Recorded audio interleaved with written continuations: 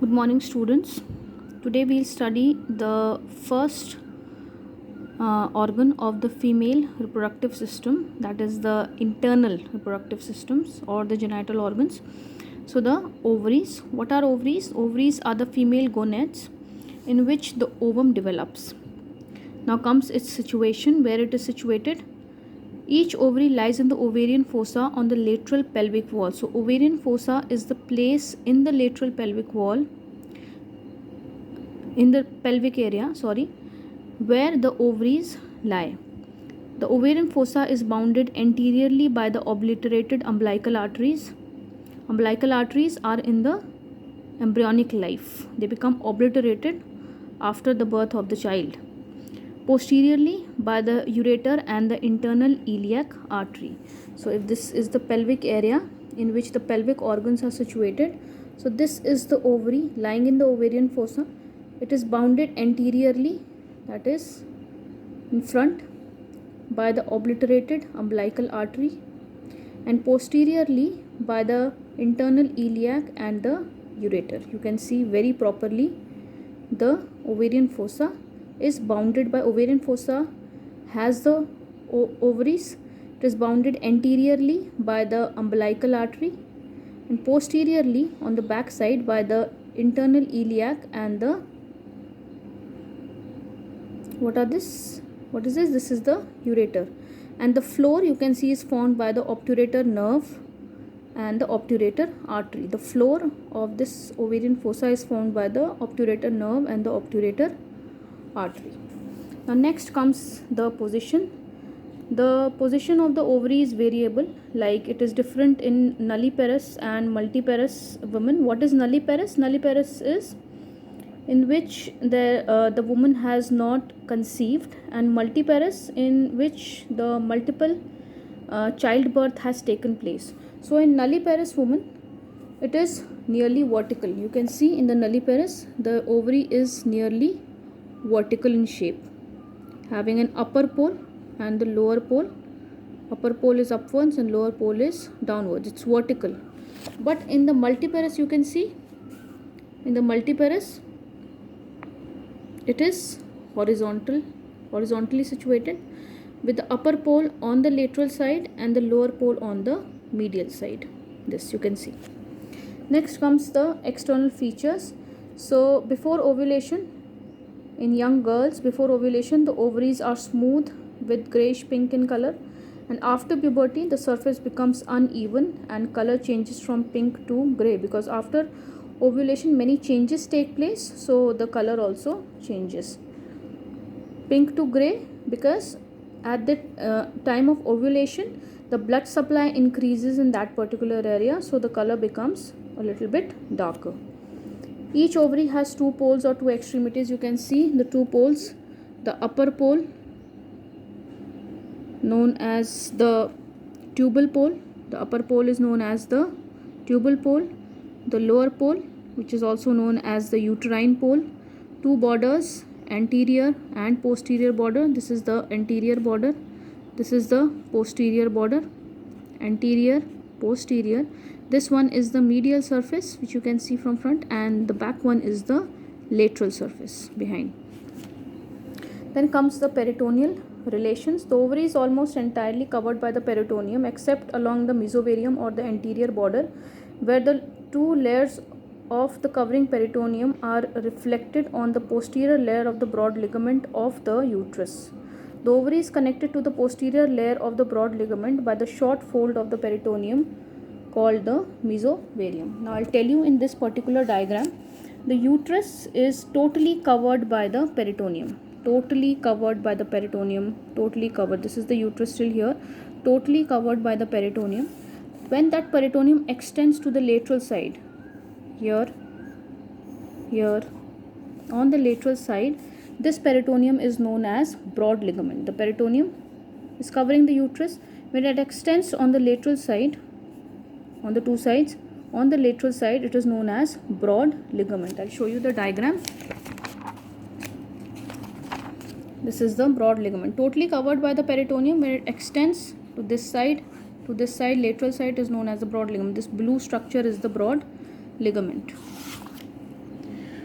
So this is the broad ligament. Now this broad ligament, when this broad ligament, the broad ligament is the peritoneum, but when it continues on the lateral side, it is known as broad ligament.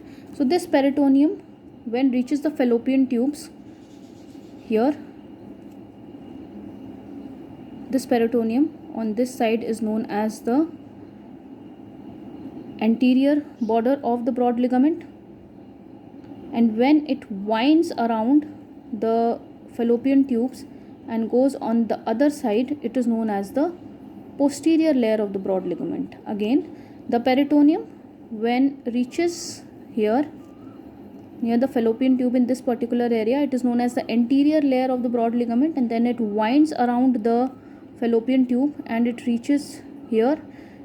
This part of the peritoneum is known as the posterior layer of the broad ligament, and then it covers the ovaries, and then it continues to the posterior abdominal wall. So this particular part of the peritoneum, which is between the posterior layer of the broad ligament and the hilum of the ovum, is known as mesovarium. This is known as mesovarium. I'll show you in the diagram. This part is known as the mesovarium. This is written mesosalpinx. This part, this here between the posterior border and the anterior part of the ovary, is known as the mesovarium.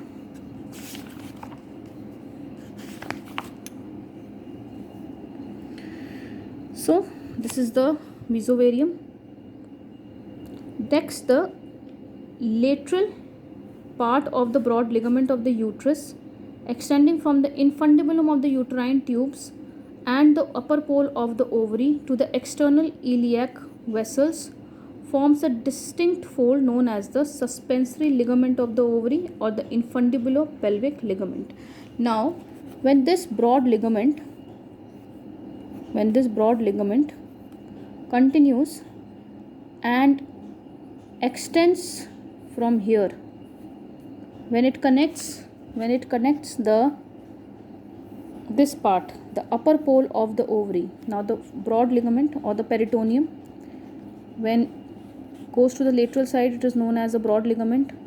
When it lies between the ovary and the uterine tubes or the posterior border of the broad ligament, it is known as mesovarium. And when it peritoneum, the fold of the peritoneum, when it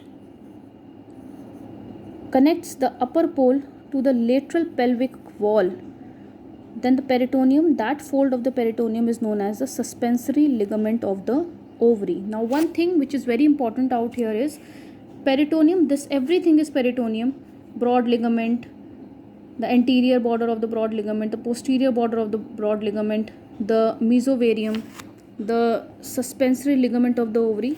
This all is peritoneum, but according to its situation, its name changes. Sometimes it becomes broad ligament, sometimes it becomes mesovarium, sometimes it becomes suspensory ligament of the ovary. Next comes the visceral relations. The upper pole or the tubal pole is related to the uterine tubes and the external iliac vein. The right ovary may be related to the appendix. The ovarian fimbria and the suspensory ligament of the ovary are attached to the upper pole of the ovary. Like this, you can see. Now the upper pole, if we see the visceral relations of the upper pole, it is related to the uterine tube. You can see here, it is related to the uterine tube, to the fimbria. This finger-like projection is known as the fimbria. It is related to the fimbria, and it is related to the suspensory ligament of the ovary. Then comes the lower pole. The lower pole is narrower than the upper pole. It is related to the pelvic floor. It is connected by the ligament of the ovary to the lateral angle of the uterus. You can see the lower pole is slightly narrower, and it is connected by the ligament of ovary to the lateral part of the uterus. Then comes Next comes the anterior or the mesovarian border. It is straight and is related to the uterine tubes and the obliterated umbilical arteries. It is attached to the back of the broad ligament of the uterus by the mesovarium and forms the hilus of the ovary. Now you can see it is related to what? It is related to the uterine tubes and the obliterated umbilical artery. It is related to the uterine tubes. Now this is the anterior border. It is related to the uterine tubes and the obliterated umbilical arteries. This is the anterior border and it is related to the uterine tubes and the obliterated umbilical artery. Next is the posterior or the free border. It is convex and is related to the uterine tubes and the ureter. The lateral surface is related to the ovarian fossa, which is lined by the parietal peritoneum. This peritoneum separates the ovary from the obturator vessels and the nerves. Now the lateral surface, this is the medial surface. This front one is the medial surface, the back one is the lateral surface. So this lateral surface is related to the ovarian fossa, in which the ovary is lying, and it is covered by the peritoneum and is separated by the peritoneum. The peritoneum separates this from the obturator nerve and the obturator artery. Next is the medial surface. It is largely covered by the uterine tubes. So the relation is of the medial surface, it is covered by it is related to the uterine tube. So the medial surface, it is also related to the fimbria portion of the uterine tubes. So next is the arterial supply. So the ovarian artery from the abdominal aorta supplies the ovaries, and the uterine artery, that is the ovarian artery and the uterine arteries, supplies the ovaries. The venous drainage also, the veins emerges at the hilus and forms the pampiniform plexus around the artery. This plexus condenses into single ovarian vein, and this ovarian vein drains into the inferior vena cava. Okay, and on the right side into the renal vein. The inferior vena cava on the right side and into the renal vein on the left side. So the veins simply forms a plexus, and these plexus condenses to form one ovarian vein which drains into the inferior vena cava and into the renal vein. Nerve supply, it is supplied by both sympathetic and parasympathetic nerve supply. Sympathetic is by T10 to T11 and parasympathetic is from S2 to S4. Then the functions, what are the functions of the ovaries? Production of the oocyte. So the ovum, development of the ovum takes place in the ovaries, and production of some hormones, estrogen and progesterone. So this was all about the ovaries. It is a small topic and it comes in a 5 marks question, so you have to prepare it in that way. So if you don't understand anything, you can ask your questions.